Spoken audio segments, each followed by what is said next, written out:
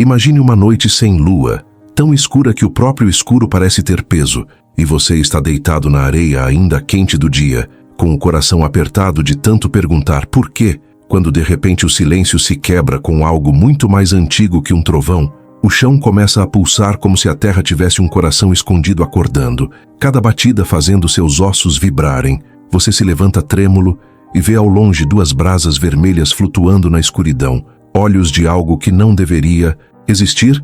A criatura dá um passo e a areia se afasta em ondas. Outro passo e o ar fica pesado como se o oxigênio tivesse medo. E então você percebe que aquilo que vem não é um animal comum, mas uma montanha que respira, o Behemoth. Talvez você pense que estou inventando tudo isso, mas essas imagens e palavras saíram diretamente da boca de Deus no dia mais sombrio da vida de um homem chamado Jó, quando ele já havia perdido os 10 filhos num único sopro devastador de vento. Quando toda a sua riqueza se transformara em pó, o corpo em chaga viva, os amigos em acusadores implacáveis e até a esposa sugerira que amaldiçoasse Deus e morresse, foi precisamente nesse abismo profundo de desespero que Deus escolheu falar não. Começando com palavras de conforto suave, mas com um terror sagrado que abalava tudo. Do meio de um redemoinho furioso que rasgava o céu, a voz poderosa que criou os mundos inteiros trovejou perguntas que reduziam o homem à sua real insignificância. Cinge os lombos como homem valente, Jó. Eu te interrogarei e você me responderá. Onde exatamente você estava quando eu fundei a terra? Foi você quem deu ordens amanhã ou quem fez o cavalo saltar como gafanhoto com toda essa força? E quando Jó já se sentia como uma simples formiga diante da vastidão infinita do universo, Deus lançou a revelação impactante. Eis agora o Behemoth, que eu fiz contigo ao mesmo tempo que te criei. Sinta profundamente o impacto dessa escolha divina, pois Deus poderia ter revelado anjos radiantes de luz ou aberto os céus para mostrar o trono eterno de glória, mas em vez disso, optou por apresentar um monstro colossal, uma criatura tão imensa que a Bíblia dedica quase 20 versículos apenas para descrevê-la, como se as palavras humanas hesitassem e tropeçassem de puro temor ao tentar capturar sua grandeza. Ouça com atenção as palavras exatas de Deus em Jó capítulo 40, que pintam esse retrato avassalador. Eis agora o Behemoth, o qual eu fiz contigo. Ele come erva como o boi.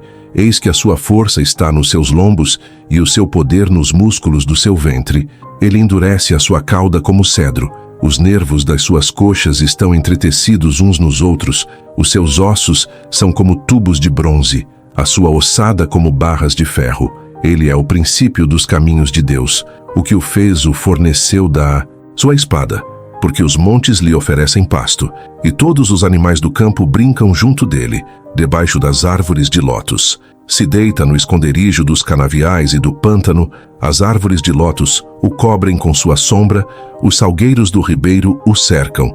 Eis que um rio transborda e ele não se apressa. Fica confiado ainda que o Jordão se levante até a sua boca. Poderia alguém apanhá-lo pelos olhos ou perfurar-lhe o nariz com laços? Nesse descrição divina, Deus revela um ser que bebe rios caudalosos inteiros sem pressa, que se deita e faz florestas inteiras servirem de cobertor sombreado, cuja cauda balança como uma tempestade violenta, e mesmo assim, ele é pacífico vegetariano, que pasta tranquilamente enquanto animais selvagens brincam aos seus pés, completamente indomável por qualquer força humana, controlado apenas pelo pensamento soberano do Criador.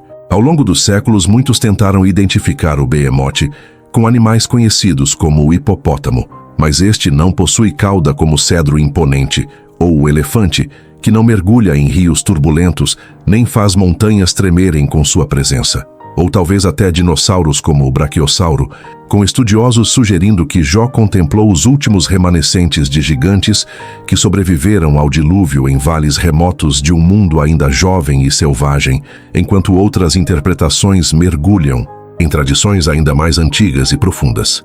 No livro de Enoque, texto judaico antigo escrito séculos antes de Cristo e conhecido pelos judeus na época de Jesus, conta-se que antes do dilúvio, Deus criou 2 monstros primordiais, o Behemoth como senhor absoluto da terra seca e o Leviatã dos mares profundos. criaturas tão imensas e poderosas que precisaram ser separadas imediatamente para não devastar o planeta inteiro, com o Behemoth confinado num deserto invisível a leste do Jardim do Éden, chamado Dendaim, uma vasta terra de 1000 montanhas, onde ele continua pastando até os dias de hoje. E no fim dos tempos, esses dois se enfrentarão numa batalha épica que escurecerá os céus, com sua carne servida como banquete glorioso aos justos no reino eterno de Deus. Ao alinhar essa tradição antiga com as palavras diretas de Deus a Jó, um estremecimento profundo surge, pois o Senhor não nega nenhuma dessas dimensões, apenas apresenta o Behemoth e confronta Jó com a pergunta essencial sobre o que ele próprio havia criado ou controlado. O que mais impressiona nessa narrativa não é apenas a enormidade do Behemoth, mas o momento preciso escolhido por Deus para revelá-lo.